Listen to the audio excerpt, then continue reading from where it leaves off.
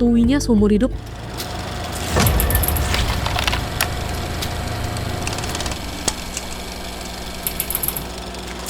Teman baru yang ceritanya luar biasa hebatnya di umur yang masih muda, tapi kayak pengalaman hidupnya tuh kalah kita semua. Dan juga ada bukunya, Satu Hari Lagi. Devi Anastasia, selamat datang Devi. Halo. Terkenalnya dari sebagai salah satu finalis MasterChef Indonesia. Bener, dari Masih MasterChef. cooking juga? Masih cooking, sampai sekarang kontennya juga masih cooking. Aku pengen ngambil ada postcard yang ada di buku kamu. Ini dapatnya dari buku kamu loh. Ditulisnya di tahun 2016 waktu kamu masih di Fulda di Yes. Jerman. Ini tulisannya dari kamu untuk kamu sendiri sebenarnya. Salam dari kota Fulda, Germany. Aku nggak tahu kira-kira keberanian apa yang merasukiku. Merantau di usia 17 tahun ke negara yang bahkan tidak aku kuasai bahasanya. Waktu di dalam pesawat kemarin, aku nggak tahu apakah keputusanku kali ini benar atau salah. Tapi apapun itu, kali ini aku memilih bertaruh untuk masa depan yang lebih baik. Apapun yang terjadi, aku janji untuk terus bertahan 1 hari lagi. Kira-kira 9 tahun lagi aku akan jadi apa ya? Berhasil atau tumbuh atau mati terbunuh oleh jahatnya dunia. 10 tahun lagi, 10 tahun kemudian kamu sudah duduk di sini. Waktu nulis itu tuh bener-bener yang kayak, wah kayaknya aku harus nulis ini. Sekarang kayak setelah bukunya dipublish, aku merasa itu agak sedikit berlebihan kayak.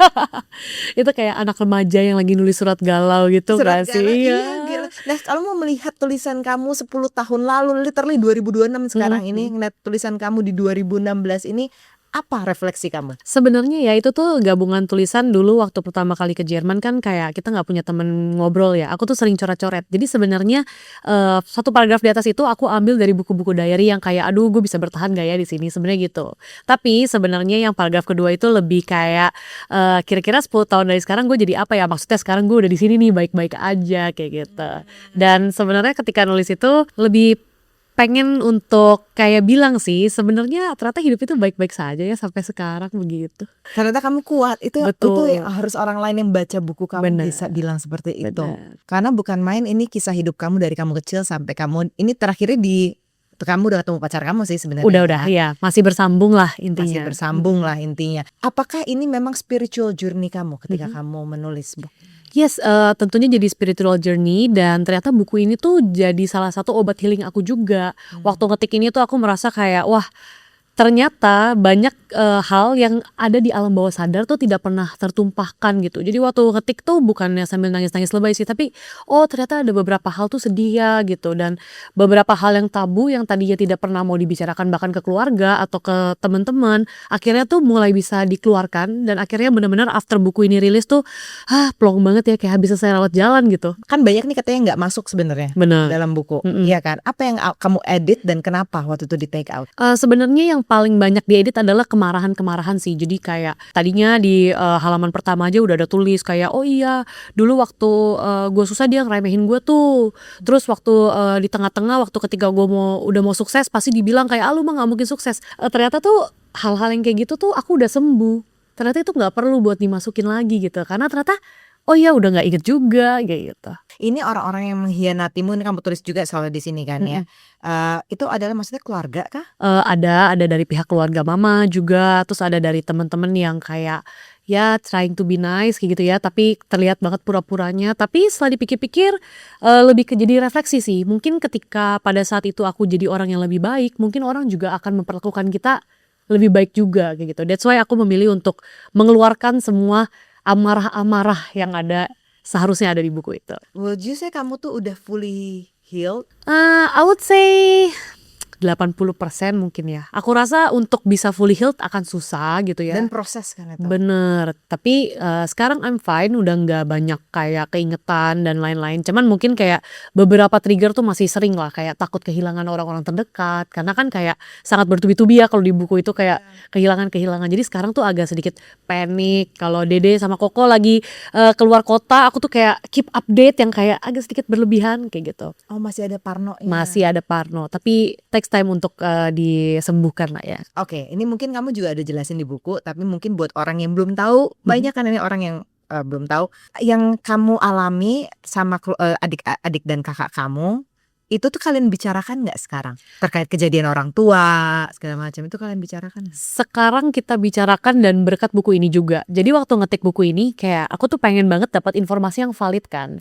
Jadi kita duduk nih bertiga. Terus ternyata cerita kita tuh semua beda-beda versi. Nah, itu Betul. maksudku. Dan ini tuh baru banget untuk kayak kebongkar semua ya mungkin 1,5 tahun terakhir ini ya. Sebelumnya kita ngobrol, kita seems fine. Tapi ketika ngomong udahlah kita jangan ngomongin itu. Ngapain sih lagi makan yang cuman kayak ketemunya kadang-kadang doang. Terus ngomongin itu. Nah tapi ketika ngetik buku ini aku coba kayak untuk nambah cerita juga kan di dalamnya. Jadi gimana sih POV-nya dia. Nah ternyata tuh itu banyak banget hal-hal baru yang kayak oh ternyata kayak gitu, gue juga nggak tahu. Dengan adanya kayak penulisan ulang cerita hidup, itu tuh jadi kayak lebih, oh ternyata tuh nggak ada yang salah. Selama ini tuh bukannya lu tidak bertanggung jawab, tapi kita juga semua sama-sama kebingungan yang kayak gitu sih. Jadi hubungannya sekarang puji Tuhan baik. Contohnya apa tuh kayaknya yang beda persepsi? Di buku tuh aku ada tulis dan ini aku ada sempat ngobrol juga ya di beberapa podcast dan mungkin di news kalau pembunuhannya mama itu sebenarnya tuh tidak disengaja. Kayak gitu. Nah tapi karena ketika sidang dan ketika beberapa kali ke penjara itu cuman Devi seorang nih yang datang. Karena kan waktu itu kakak dan dede itu dipergikan ke Banjarmasin, ditaruh di rumah kakek. Bayangin, jadi kakak aku itu nggak tahu kalau pembunuhannya tidak disengaja. Jadi pasti cara memperlakukan papanya juga beda gak sih? Kalau aku yang kayak dari awal tahu ya namanya orang bisa berbuat salah gitu nggak sengaja. Tapi ternyata kakakku itu menyimpan kemarahan karena dipikirnya sengaja kayak gitu. Itu contoh hal-hal yang kita tidak pernah obrolin dan akhirnya diobrolin kembali. Kemudian termasuk juga tentang memaafkan papa. Betul. Itu gimana tuh persepsi dari 3 bersaudara ini? Nah ini juga kalau soal memaafkan bisa sejauh apa-apa pasti ketiga anak punya tahapan yang berbeda-beda gitu ya. Kalau aku karena dari awal aku yang temenin kayak sidang, terus di penjara juga aku yang jenguk. Terus mungkin kita anak cewek lebih ada kayak perasaan kasihan gitu ya. Kita ngelihatnya kasihan. Itu aku dari awal tuh udah memaafkan gitu. Tapi kalau misalnya kokoku sendiri, kakakku itu aku tahu buat dia itu lama banget untuk bisa memaafkan. Karena cowok sama cowok pasti ada tensin gak sih? Kayak mau nanya juga kayak gimana ya? Masa ditanya kayak gitu. Dan selalu merasanya egois, masa jadi cowok begitu sih, masa lihat istrinya kayak gitu terus ditinggal dan segala macam. Jadi pasti proses healingnya berbeda. Tapi sekarang dengan proses memaafkan itu kayaknya dia juga udah mulai bisa mentertawakan sih. Jadi ketika kita ngumpul juga dia udah bisa yang kayak bukannya jadi bahan bercandaan ya, tapi udah bisa kayak ya emang ada masa-masa itu dan kita udah bisa ketawa ketika ngobrolin itu. Kalau adikmu, Meme? Meme itu lebih yang dia diantara kita bertiga dia yang paling cuek sih. Jadi yang paling bener-bener ya udahlah ikutin aja hidup mengalir gimana ya udahlah. Terus dia yang lebih banyak pertanyaan sih karena dia kecil banget kan waktu mamaku meninggal. Jadi dia yang lebih kayak Umur berapa ya dia? belum 2 tahun harusnya. Oke. Ya jadi dia yang kayak lebih bertanya-tanya mama itu bentuknya kayak gimana. Terus aku tuh sebenarnya miripnya mirip siapa gitu. Terus kita yang kayak oh iya kalau hidungnya mirip mama, kalau misalnya ininya mirip papa. Oh terus dia yang kayak lebih sering tanya dulu dia lahirnya di mana karena nggak pernah ada cerita itu buat dia. Kamu Jadi dia waktu itu kasih ya. umur berapa ya waktu kejadian tuh? Umur 6 mau ke 7. 6 mau ke 7 kamu tuh udah di switch jadi orang dewasa loh pada saat itu. Bener, Iya ya. kan? Dan jadi kayak penengah gitu kan, anak tengah selalu jadi buffer gak sih? Bener. Selalu bingung gak sih? Kalau yang kecil kayak selalu udah masih kecil langsung dikasih ke siapa aja di bawah gitu. Yang paling gede juga tolong jagainnya kecil. Terus yang tengah kita kayak agak bingung gitu ya. Selalu sih. Iya kan? Bener-bener. Kamu rasa gak perjalanan mencari jati dirimu tuh Iya. dari yang waktu umur 6 tahun tiba-tiba langsung mau di force menjadi dewasa, Ya. itu tuh kayak apa tuh? Kebetulan bersyukurnya dari kecil tuh aku anak yang berani gitu ya. Jadi kalau misalnya tahu misalnya ada orang tua, ada temen datang ke rumah, aku tuh tipe yang suka kayak keluar. Kayak bukan pemalu jadi sebenarnya untuk keluar ke dunianya itu sih nggak pernah yang terlalu ada bermasalah. Tapi kayak bingung tentang kalau kayak gini tuh harusnya gimana sih, kalau pacaran tuh apa yang boleh apa yang enggak sih. Terus kalau ketemu temen itu batasannya sampai kayak gimana sih. Bahkan tuh kayak waktu seumur aku nginep-nginep di rumah orang tuh nggak wajar loh. Tapi karena aku yang kayak dari kecil udah dipindah-pindah, oh nginep itu wajar. Ternyata tuh nginep-nginep di rumah temen tuh nggak wajar gitu. Jadi kayak banyak hal yang aku discover sendiri dan lumayan menyenangkan sih, jadinya lumayan bisa banyak mendapatkan pengalaman di usia muda. Walaupun ternyata seiring berjalannya waktu ketambah gede, oh banyak juga salah jalan ya gitu. Waktu kamu nulis ini tuh apa yang menjadi kayak ini kamu, gila ya gue waktu umur segitu gila juga ya gitu. Iya, Aku selalu bilang ke diri aku sih, aku kalau misalnya ngomong ke temen-temen kayak I know waktu itu gue agak sinting sih gitu kasarnya ya. Karena bener-bener gila juga ya. Apa ya makanya Sinting bagian yang mana nih maksudnya? semuanya kayak makanya aku tulis apa ya yang merasuki aku. Kayak dengan gak ada uang dan segala macam nekat duduk di pesawat kayak emangnya sampai sana kalau tiba-tiba nggak bisa hidup gimana gitu. Tapi kayak for me hidup itu selalu kayak one way ticket gitu loh. Jadi memang no turning back. Jadi kalau udah dihidupin, udah dijalanin ya udahlah bodo amat. Jadi memang YOLO aja ini udah ada. Karena mungkin dari kecil udah yang kayak kehilangan sesuatu yang paling besar. Jadi kayak udah nggak ada rasa takut dan udah nggak ada rasa sedih juga yang bisa gimana-gimana gitu. Jadi kayak YOLO gitu. Jadi kayak bodoh gitu. Bisa ya. Ini yang aku juga masih nggak ngerti. Aku seinget aku ke umur 6 tahun sih gue belum paham ya konsep tuh kehilangan. Bener. Itulah itu maksud aku tuh nggak paham konsep kehilangan until kayak mungkin tahun-tahun berikutnya gitu. Bener-bener. Kalau kamu pada saat itu langsung tahu kamu Konsep hilang? kehilangan detik itu jujur nggak ngerti sih. Cuman memang tahu pasti kita anak-anak juga tahu kalau orang itu bisa meninggal gitu ya. Karena kan sebelumnya udah ada kakek nenek juga yang meninggal. Jadi itu bukan tragedi meninggal pertama di keluarga kayak gitu.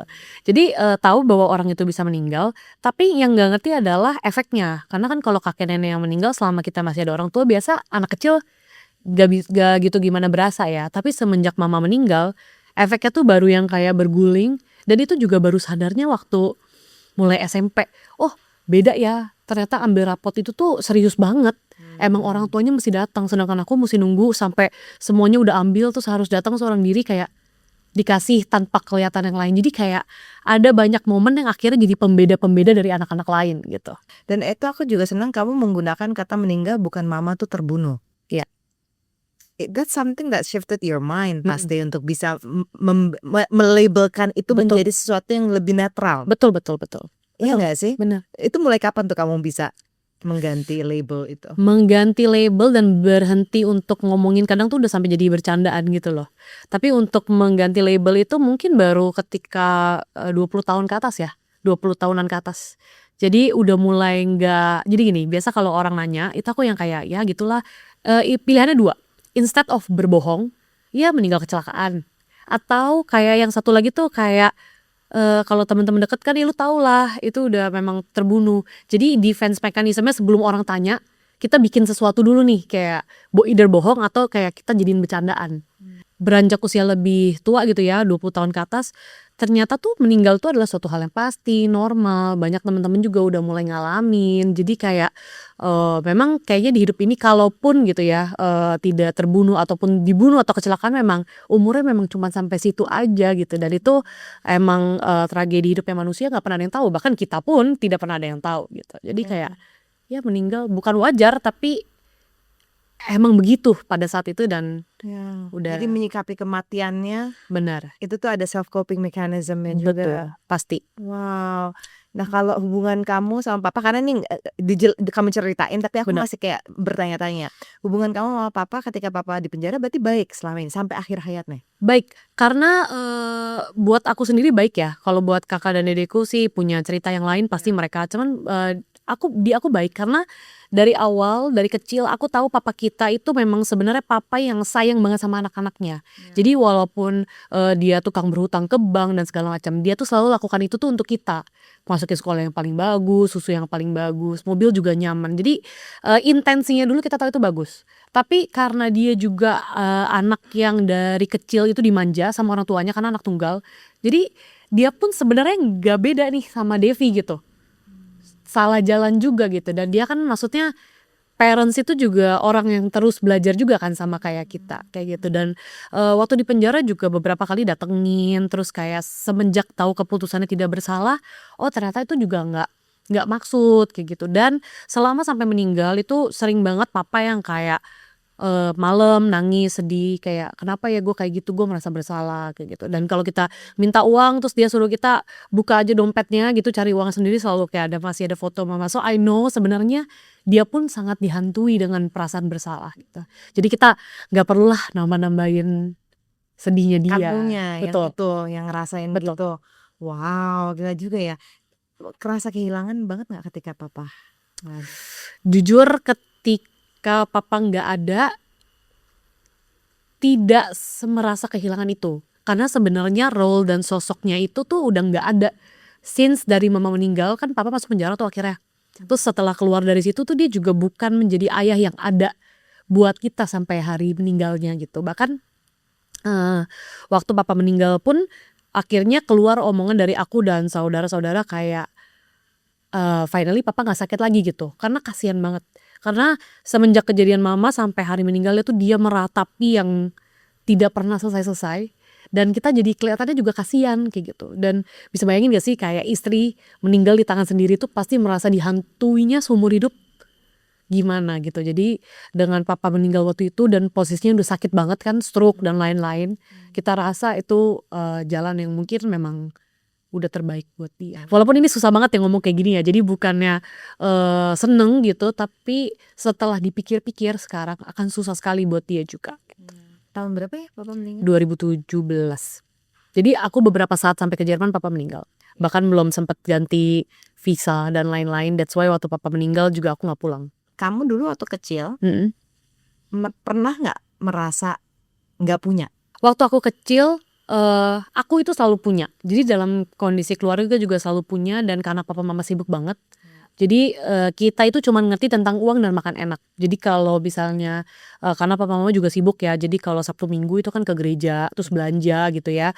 Itu hari mainnya kita gitu. Makan enak, minta apa pasti dapat. Dan selalu seperti itu. Dan karena mereka sibuk banget, jadi mereka juga selalu kayak, oh ya ini PS paling baru, ini buku paling baru, ini cemilan nih kalau pulang dari luar negeri tuh ini cemilan dari luar negeri kayak gitu. Jadi kita selalu ditutupi dengan hal-hal seperti itu.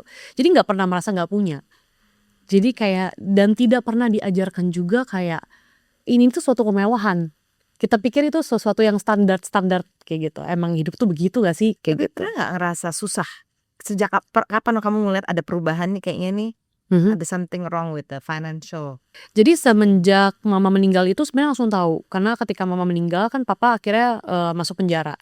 Dan itu tuh rumah kita isinya tuh disita-sitain sama bank. Jadi lagi santai-santai di rumah terus tiba-tiba masuk kayak orang-orang pakai baju-baju bukan baju polisi ya, baju-baju pekerja gitu lah ya.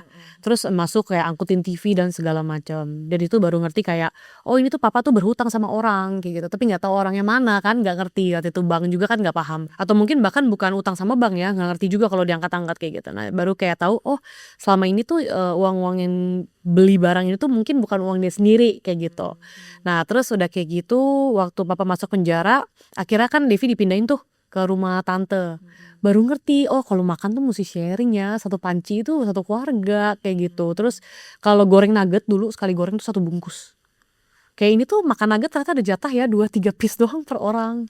Jadi kayak baru ngerti di saat itu dan makin lama kan getting worse and getting worse gitu kan. Iya, iya. Gitu. Nah kapan tuh kamu ngerasa hidupnya ini kayak hidup susah nih gitu? Kayaknya SMP kelas 3 waktu pertama kali rumah nggak ada listrik. Ya dipikir sebelumnya tuh kayak bercanda kali ya, nggak bisa bayar itu tuh bercanda gitu loh.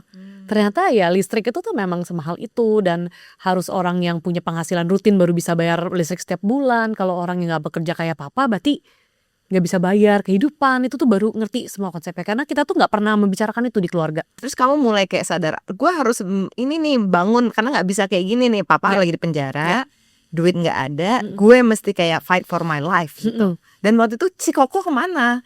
Si Koko udah ada, tapi dia juga waktu itu by the way Koko sama aku tuh bedanya juga cuma 1,5 tahun. Jadi gak sampai 2 tahun. Kita semua tuh bocil gitu. Kita semua anak-anak kecil yang kayak dia juga tiba-tiba dan menurut aku kondisi Koko itu lebih sulit bahkan dari aku. Karena dia akhirnya bisa masuk kuliah karena dibiayain awal kuliahnya. Terus disuruh nyambung sendiri. Kayak udah terlanjur masuk kuliah masa stop gitu kan. Jadi dia kerja dan pada saat itu di Banjarmasin dia kerja itu ya cuma bisa dapat untuk dia kuliahin diri dia doang kayak gitu. Yang dia bagi sih ke kita. Tapi itu nggak cukup untuk bayar listrik, terus sekolahin kita semua itu nggak cukup. Nah terus kalau kamu mulai drive-nya yang kayak oke nih gue harus make money for myself juga Ya, nih gitu. Dan buat meme. Betul. Itu ketika kelas 2 SMA semua Sweet 17 kan. Iya. Di situ baru sadar sih buset setiap bulan urunan, setiap minggu kadang nggak setiap bulan, setiap Sabtu deh kayaknya ya semua cewek-cewek itu iya ini Sweet 17 terus kali urunan 30.000 50.000 gitu kan. Zaman itu di sekolah udah gede banget kayak gitu, sedangkan kayak aku aja nggak ada uang jajan terus setiap kali ditagih kayak gitu dan setiap nggak bisa bayar aku kayak harus bohong atau harus bisa bilang nggak bisa bayar gitu kan. Akhirnya aku mulai kayak, oh gila ternyata hidup itu butuh uang ya gitu. Akhirnya aku mulai kayak nyanyi di kafe-kafe kayak gitu. Terus ikut lomba nyanyi di sekolah, nanti dapet hadiahnya 500.000 dari hal-hal yang seperti itu. Tapi itu tetap nggak cukup. Jadi dari situ tahu, oh wah hidup ini mahal sekali ya. Terus lihat temen Sweet Seventeen kan kita juga mesti datang pakai baju. Kadang nggak bisa baju yang kita pakai doang, kan ada dress code gitu ya. Dress code-nya warnanya harus hijau dan ungu. Wah itu udah kayak gimana nih kayak gitu. Jadi baru tahu dari situ kayak wah semuanya uang-uang melulu ya. Dan kamu juga cerita sih di sini kamu minder, ada Minder. mindernya Iya. rasanya gitu. Aku nggak bisa ngebayang sih, apalagi kalau udah zaman sekarang ya, anak minder umur 16-17 tahun, Bener. iya kan? Itu There tuh is no way ya, kayak sekarang udah susah banget. sekarang lebih susah lagi Lebih gitu. susah lagi bener. Tapi kamu hebat sih bisa ngenavigasiin hidup kamu pada saat itu meskipun ada social pressure. Tapi navigasinya sih most likely lebih banyak salah arah ya. Jadi sebenarnya dari satu jalan itu kayaknya salah jalannya lebih banyak daripada benernya gitu. Ada nggak yang kamu seselin dari yang jalannya itu yang kamu menurut kamu salah? Of course banyak banget. Tapi yang paling aku sesali adalah pertama kali bisa berhutang. Karena aku nggak pernah kayak, mungkin kalau orang tua zaman sekarang selalu bilang ke anaknya, kamu tuh kalau lakuin sesuatu harus pikir konsekuensinya ya. Atau didikan dari mana kayak gitu ya. Kalau lakuin sesuatu tuh ada konsekuensi. Dulu aku nggak pernah ngerti konsep itu. Karena yang aku pikirkan itu tuh kayak binatang, survival instinct. Jadi kalau aku berhutang ya untuk hari itu supaya yang hari itu kelar dulu. Gak pernah tahu tuh ternyata kalau berhutang itu tidak cukup sekedar dilunasin, tapi juga ada bekasnya. Dia pernah ngutang, terus ternyata kalau ngutang itu tuh merugikan orang lain. Ternyata kalau ngutang telat dibayar itu bukan hanya merugikan orang lain, tapi menghilangkan opportunity-nya dia. Mungkin dia mau jajan atau dia mau usaha, kayak gitu. Jadi hal-hal seperti itu yang tidak aku tahu. Dan itu membekas banget sampai detik ini. Coba ya, kalau gak ngerti, kalau misalnya awal itu tuh kalau butuh sesuatu tuh tidak usah ngutang aja dari awal. Waktu itu ngutangnya pertama ke siapa ya? Ke temen-temen gitu. Jadi kayak dari benar-benar kecil-kecil lah kayak gitu. Dan itu aku nggak pernah ngerti kalau itu ternyata konsekuensinya bukan hanya 1-2 tahun, mungkin 10 tahun, dan bahkan sampai hari ini pasti masih ada orang yang inget kayak, iya dulu tuh SMA dia pernah ngutang sama gue loh gitu. Pasti, karena utang itu tuh menurut aku tuh pemutus silaturahmi. Betul. Iya kan, makanya orang bilang udah mendingan lo minta aja jangan ngutang karena Bener. kita nggak tahu kapan mau dibalikin. Betul sekali. Iya kan. Dan jangan-jangan bisa nggak kembali loh. Kebanyakan nggak kembali. Benar, sesuatu bisa lebih buruk terjadi dengan kita, mungkin lebih buruk daripada saat kita mengutang, contohnya gitu ya, dan gak dibalikin. Itu merugikannya bukan cuma kita ya, tapi dia, keluarganya, semua orang tuh terdampak kayak gitu. Kamu berhasil balikin duit nggak tuh pada saat ini setelah itu? Dulu itu utang aku waktu ketika mau berangkat ke Jerman aja baru lunas ketika aku pulang dari Jerman dan ikut MasterChef. Jadi bayangin, orang-orang itu udah sampai muak banget kayak udahlah, sampai udah gak mau ditagih gitu. Jadi benar-benar panjang banget proses untuk ngembalikinnya itu. Masih ada nggak teman-teman yang dari zaman dulu? Masih Ya, ada. teman-teman masa kecil kamu yang mungkin dulu pernah juga kamu diutangin sama kamu. Masih banget. Masih banget. Dan beberapa udah gak temenan sama sekali, tapi beberapa ada yang kayak bersyukur ya lu sekarang udah kayak gini, gue udah maafin lo. Ada. Ini teman-teman Banjarmasin nih. Ada teman Banjarmasin, ada teman yang di Jerman juga gitu. Hai teman-teman, banyak sekali ternyata dari kalian yang belum subscribe channel ini. Jadi please jangan lupa untuk subscribe Cauldron Content. Fast forward, kamu balik ke Jakarta, kamu ikut MasterChef. Benar. Pada saat itu tahun berapa ya MasterChef? 2021. Dan di situ kamu juga posting tuh di Instagram kamu yang kamu juga capture di sini. Jujur dari awal ikut MCI MasterChef Indonesia aku sangat ketakutan. Kalau kehidupan masa lalu aku bakal diekspos sama orang. Bener. Ini maksudnya kehidupan waktu mama papa. Ke mama papa tentang berhutang, kan utangnya belum selesai nih. Utangnya makan dibawa-bawa gitu. Jadi kayak aduh takut ya. Bawa masuk TV gitu, zaman sekarang apa aja bisa viral ya. Mungkin zaman 2021 tidak separah sekarang, tapi udah gak sih kayak Udah. kayak apa aja bisa ke spill tiba-tiba masuk infotainment, walaupun kita bukan artis-artis banget nih, tapi kan baru masuk jangan sampai gugur di tengah jalan gara-gara ketahuan macam-macam kan. Iya. Waktu itu utangnya berapa tuh waktu pas kamu lagi MCI? Mungkin udah mau 1 miliar kali ya. Itu udah akumulasi. Wow, terus udah gitu aku pernah masuk penjara, it's true. Ya. Ini kamu masuk penjara karena Di Jerman dulu gara-gara nggak bayar rent, nggak bayar tiket kereta, pelanggaran pokoknya selama di Jerman. oh wow. Tapi itu bukan kayak lama ya, jadi cuman dimasukin di sel, terus paginya di sidang, jadi cuman nggak sampai 24 jam, terus pas di sidang, itu pun ketolong nggak di penjaranya karena di bawah 21 tahun. Wow. Jadi kalau pada saat itu aku lewat sedikit aja, pasti at least masuk lah, 6 bulan mah nggak kemana gitu. Oh gitu, karena Iya. underage, jadi kamu Underage. tertolongnya. Betul. Oh, ditahan lah itu kita bilangnya ya. Jadi nggak kenakalan di penjara. remaja Kenakalan hitungannya. remaja. Oke. Aku pernah melakukan kenakalan remaja, is true. Ini maksudnya yang di Jerman. Ya. Yang di Jerman. Terus aku pernah menghalalkan segala cara untuk hidup. Iya itu, ngutang. Terus nanti kalau ngutang ke teman, iya gue butuh banget nih, ntar besok gue ganti lah gitu. Tapi nggak pernah diganti. Tapi itu bukannya berniat untuk tidak diganti ya. Of course kita selalu punya janji, gue akan cari kerja besok atau gue akan gimana. Tapi ya at that time it's never happen gitu. Sekarang how's your relationship with money? Very good. Sekarang udah ngerti value tentang uang itu seperti apa. Yang paling penting adalah udah ngerti kalau sesuatu itu ya kalau kita nggak sanggup ya kita nggak beli. Dan kita tuh mesti mengusahakan sekali untuk uang kita, untuk kita nabung untuk bisa beli sesuatu. Jadi kayak sangat baik gitu. Dan untungnya aku juga bukan yang sekarang gue udah punya uang terus gue akan beli semua hal yang ini gue akan tunjukin, untungnya juga nggak kayak gitu.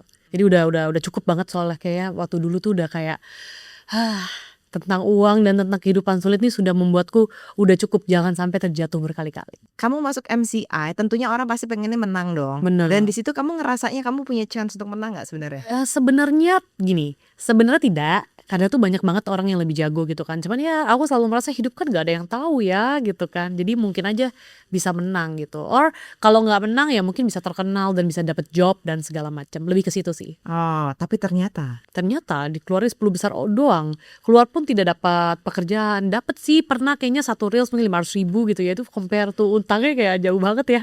Mau sampai kapan bayarnya juga kalau satu reelsnya cuma 500.000 gitu kan. akhirnya kamu bisa jadi kayak tenar banget tuh, apa ya momentumnya? Momentumnya sebenarnya itu mungkin sekitar setahun dari MasterChef kali ya. Jadi pertama kali itu karena oke nih waktu keluar dari MasterChef, oke nih udah nggak menang. Terus udah nggak dapet pekerjaan juga gitu ya. Terus kita mau ngapain lagi gitu. Akhirnya dari sana aku mulai rajin bikin konten. Dibikin satu hari satu komitmen, satu hari satu dan sampai akhirnya ada video yang kayak Jeder jeder banget Tentang masak bukan sih? tentang masak. Pertama kali tentang masak. Oke, terus Kayak gitu. terus. Terus baru mulai yang ada yang ngajakin collab, jadi dapat uangnya lebih pasti. Terus akhirnya harga endorsement bisa lebih naik karena kan followersnya naik juga, viewsnya jadi lebih baik. Pelan banget progresnya, tapi akhirnya kayak mulai ada kerjaan-kerjaan gitu. Jadi dari awal memang konten kamu tuh selalu tentang masak. Iya, dan cerita tentang kayak itu. Jadi beberapa part yang ada di buku, jadi sambil masak sambil cerita kayak dulu tuh pernah tinggal di rumah gak ada listrik loh, jadi orang tertarik kayak gitu. Iya, orang jadi clickbaitnya itu. Betul. Sebenarnya yang jeder banget tuh yang mana ya? Kayaknya konten pertama yang jeder banget yang sampai bikin banyak banget income itu Healthy Under 30 waktu itu. Jadi ini juga aku ada sempat beberapa kali cerita sih. Jadi kayak aduh waktu itu tuh udah umurnya belum 25 tahun, tapi kayak aku pengen banget sebelum umur 30 tuh aku tuh udah comeback kayak gitu, bisa selesaiin utang, bisa healthy. Aku dulu gede banget kan. Bisa lebih sehat, bukan cuma secara fisik tapi finansial gitu. Akhirnya aku bikin satu konsep konten itu Healthy Under 30. Jadi masakan sehat murah itu supaya kita bisa jadi lebih sehat lah gitu. Itu yang pertama kali banget naik. Nah, ini juga yang bikin aku penasaran. Sorry jadi bolak-balik. Gak apa-apa Waktu itu dong. kamu akhirnya bisa badannya jadi kayak lebih nggak ngurusin badan pada saat itu tuh gara-gara apa? Pertama gede banget kan. Iya, ya. sangat gede banget kan, ini ada fotonya soalnya. Jadi waktu di Jerman juga kan kayak setiap hari kita cari makan yang paling murah ya udah pasti Iya. Indomie, mie instan, Oke. terus gede banget ya, nanti boleh dimasukin kalau mau ya. Iya, mau. Setiap kali stres tuh ya udah teman kita tuh ya cuman makan. Terus kalau di Jerman kan nomor satu ya birnya. Jadi beer belly gitu, perutnya gede banget. Pokoknya kehidupan yang tidak sehat lah. Dan dulu tuh di Jerman semua orang kan besar badannya. Iya. Jadi kita kayaknya petit deh di sana. Iya benar. Kurang tahu diri jadi. Tapi ada faktor juga karena stress eating nggak? Dulu sih aku merasanya nggak stress eating, merasanya enggak.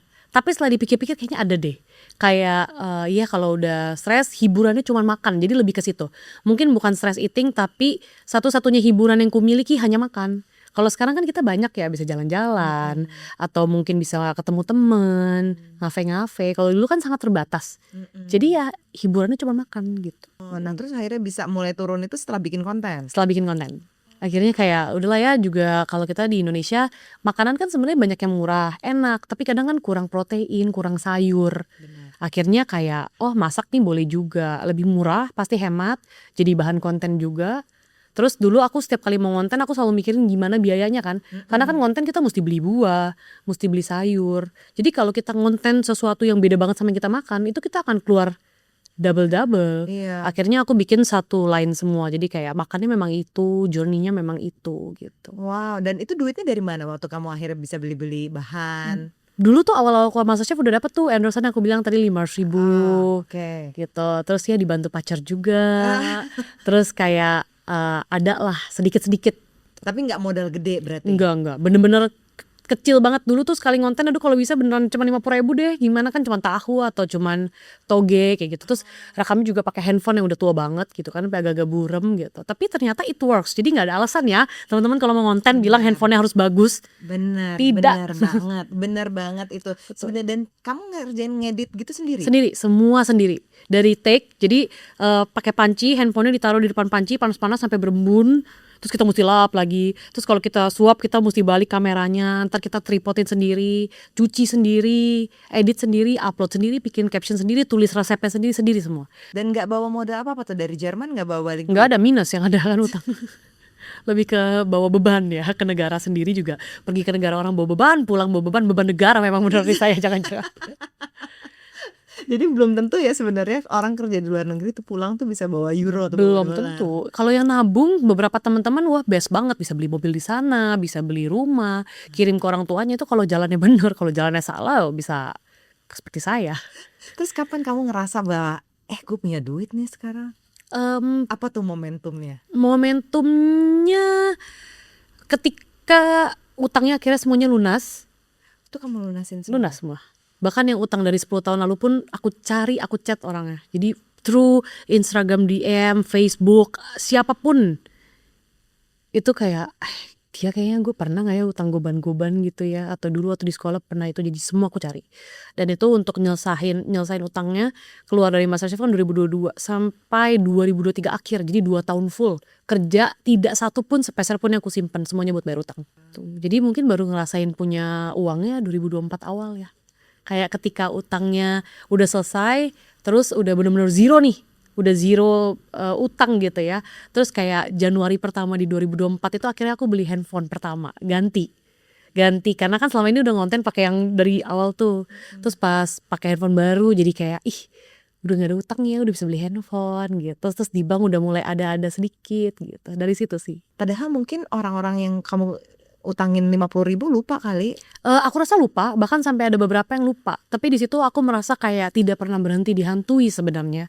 Terus kayak kebetulan pacar aku juga bilang kayak kamu mau bener-bener nggak jalanin entertainment industry ini. Kalau kamu mau, kamu harus cari sampai ke akar gitu. Jadi kayak Akar maksudnya? wah cari, bahkan walaupun gak ada utang pun, tapi kayak kamu pernah bikin salah, misalnya bikin bete, ya kan tahun baru nih 2023 akhir nanti itu kan. Kirim message sorry, thank you gitu. Jadi banyak thank you udah jadi teman di masa-masa susah, maaf udah waktu kecil suka bohong, maaf ya waktu itu gue bohong, rumah gue bilang itu ngejekrek terus tiap kali dianterin padahal tuh mati listrik. Jadi ada teman-teman yang nganterin kita pulang sekolah kayak selalu, kan rumah lu gelap terus sih. Iya kalau jam segini mah biasa jegrek, namanya juga komplek gitu, padahal kiri kanannya nyala gitu kan. Jadi kayak banyak hal, minta maaf, bayar hutang dan segala macam itu full dilakuin selama 2 tahun pertama dapat kerja. Setelah kamu rasanya bayar utang kelar, ada guilt trip, sorry tripnya udah dilakukan, apa yang dirasain sama Dev ya? Lega banget ya, ternyata tidur itu enak banget gitu loh. Kayak selama ini aku merasa kalau tidur tuh agak deg-degan.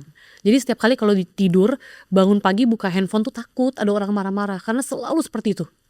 Selama dari sebelum ke Jerman sampai pulang selalu kayak gitu.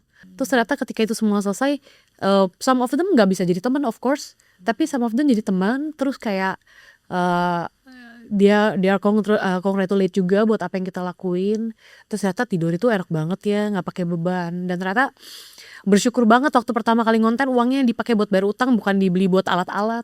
Karena ternyata nggak ada cicilan tuh enak banget gitu. Terus nggak ada, kan waktu itu belum punya mobil ya, rumah juga kayak sewa, sampai sekarang sih masih nyewa. Cuman maksudnya kayak enak banget ya ternyata kalau misalnya nggak ada kayak beban gitu loh. Wow, jadi iya ya, jadi healthy relationship banget gitu loh Bener, tentang uang. bener. Dan apa namanya, kamu ini nggak pernah nggak kayak staying grateful gitu for all the abundance yang kamu terima ini? Of course grateful banget. Jadi kayak that's why mungkin cara aku untuk gratefulnya kali ya.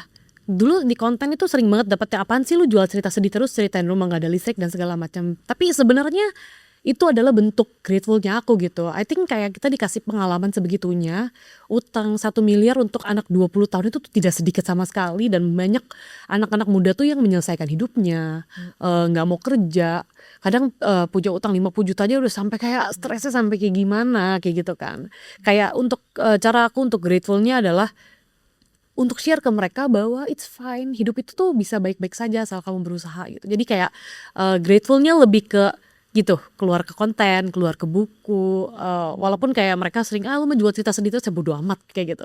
Kayak ini my word is for them yang lagi survive gitu, bukan buat lu yang gak mau denger. Ada nggak yang pernah reach out ke kamu? Jadi pertama kali aku comes up with a story juga yang kayak tentang mama dibunuh dan segala macem, aku pikir aku bakal kayak di cancel gitu ya, tentang aku punya banyak utang, orang marah. Tapi ternyata sangat banyak orang-orang yang lagi senasib gitu.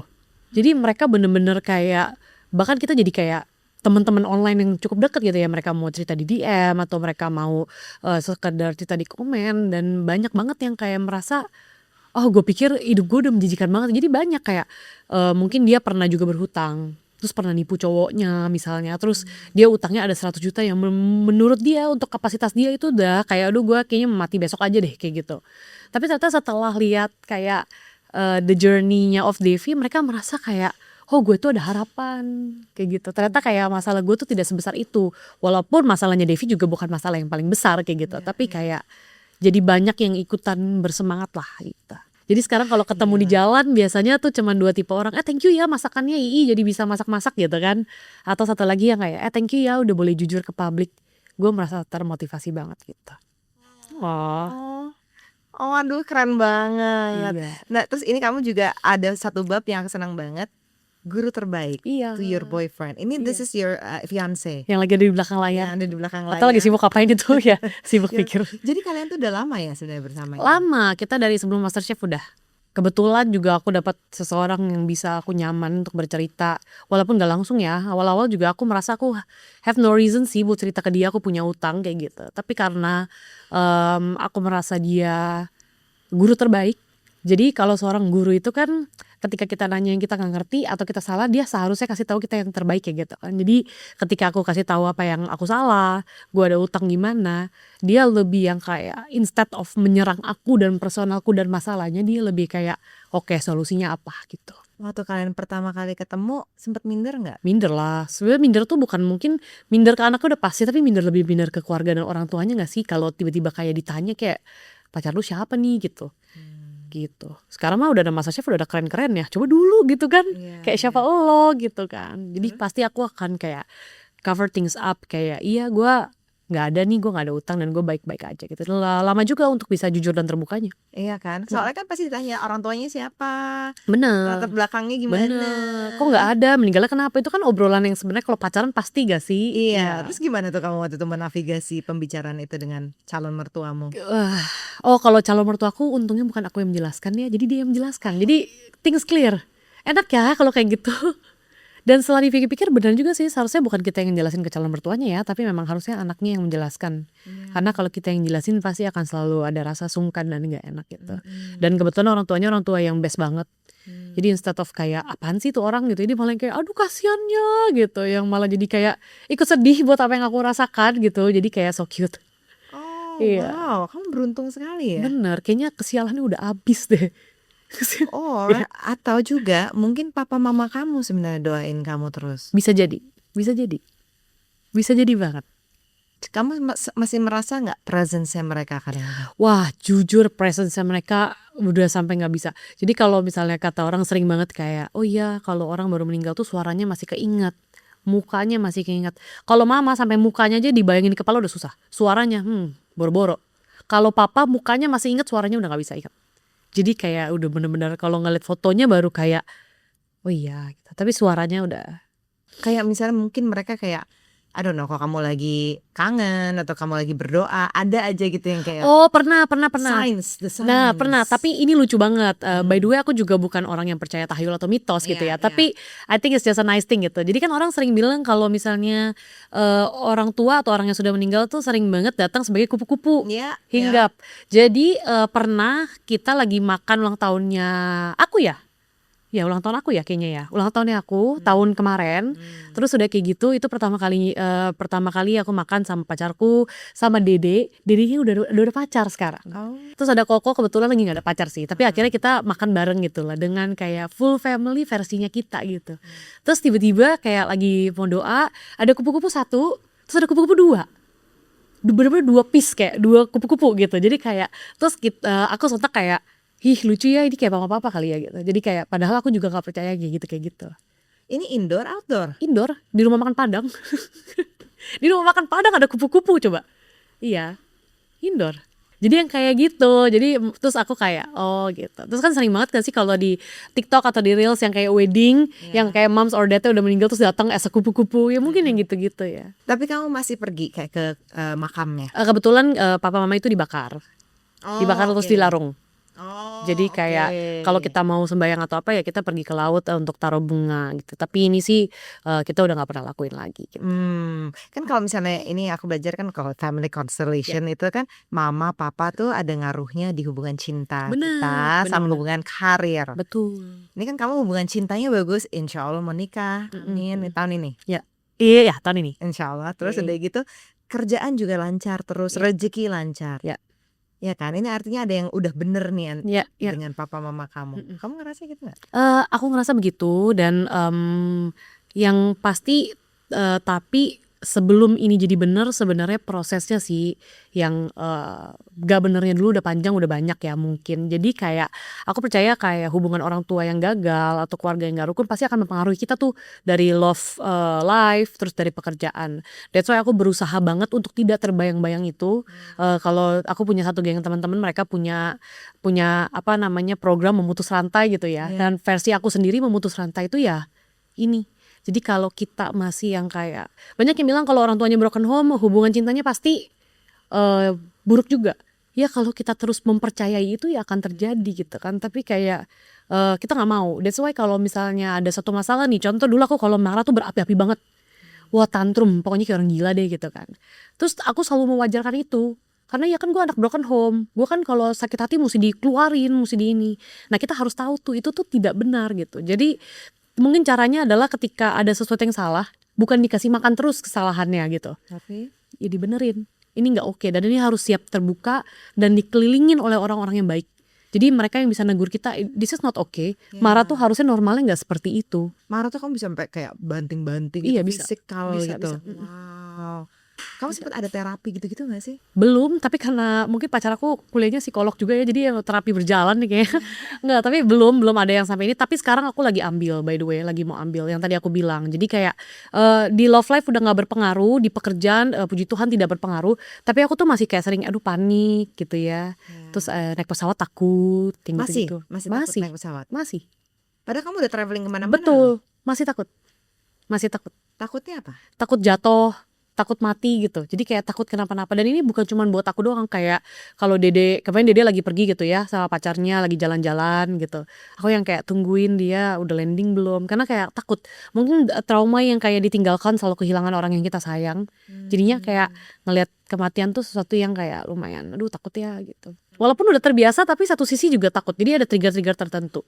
Ya ini yang harus kita proses obat berjalan ya. Iya, Berobat pasti. berjalan. Iya, itu kan kamu kan kayak bawang bombay ya. Betul. Harus pilah-pilah Pilah-pilah dulu, dibuka semuanya. Benar. Wow, tapi at least dengan kamu sadar, itu yang paling penting sih. Itu paling penting sih benar. Dan ini memang kita sadar itu tuh kadang nggak bisa sendiri.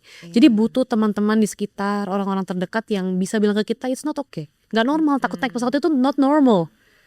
Gitu. Jadi harus di apa namanya ada orang yang state ke kita kayak gitu. Dan kamu kayak perbedaan kamu waktu dari ketemu pacar kamu sampai sekarang udah jadi tunangan kan udah berapa tahun nih ya? Benar.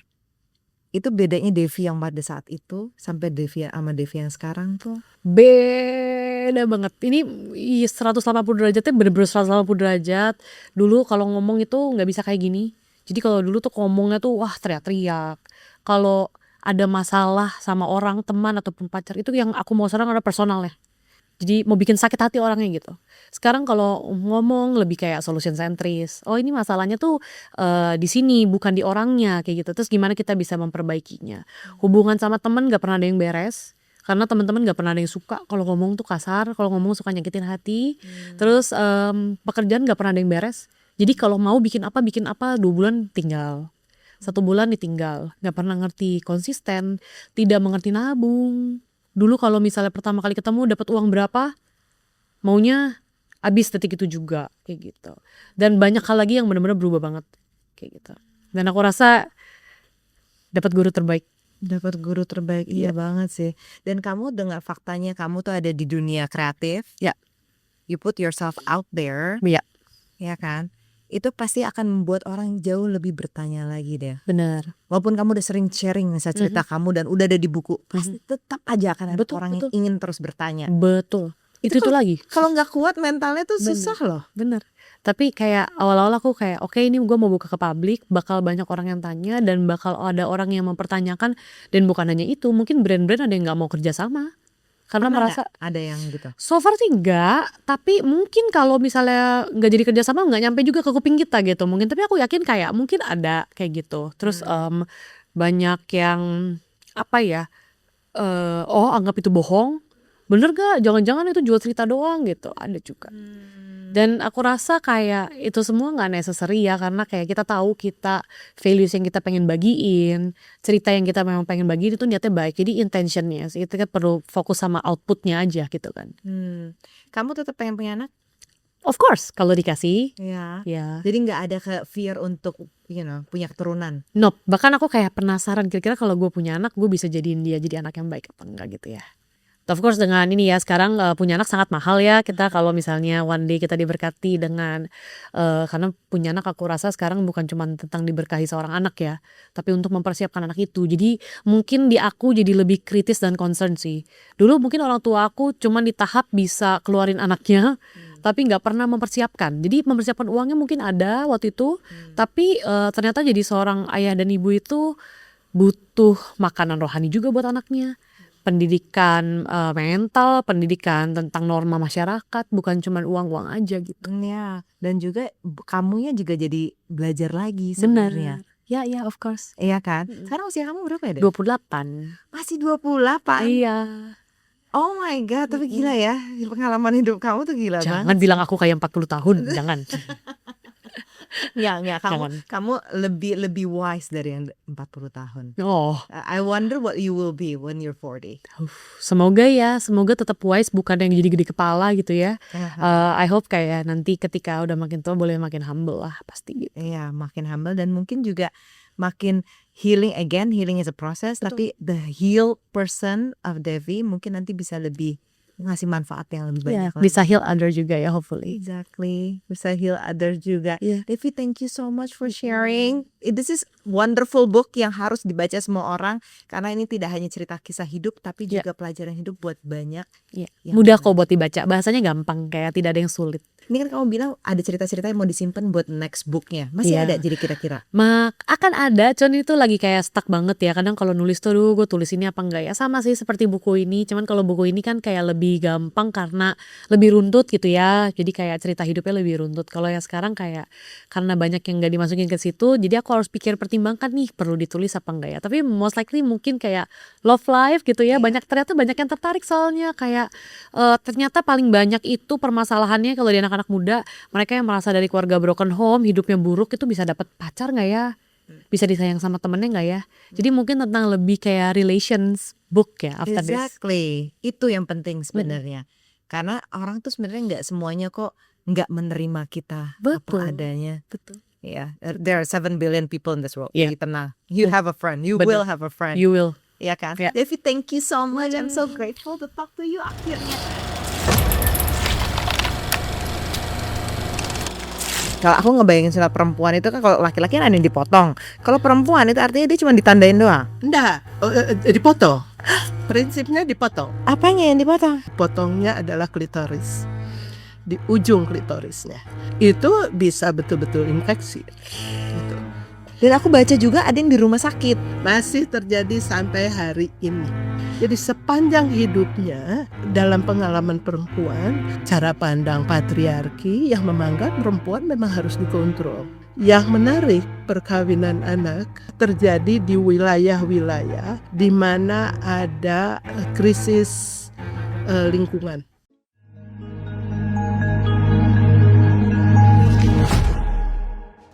Please jangan lupa subscribe channel Cauldron Content.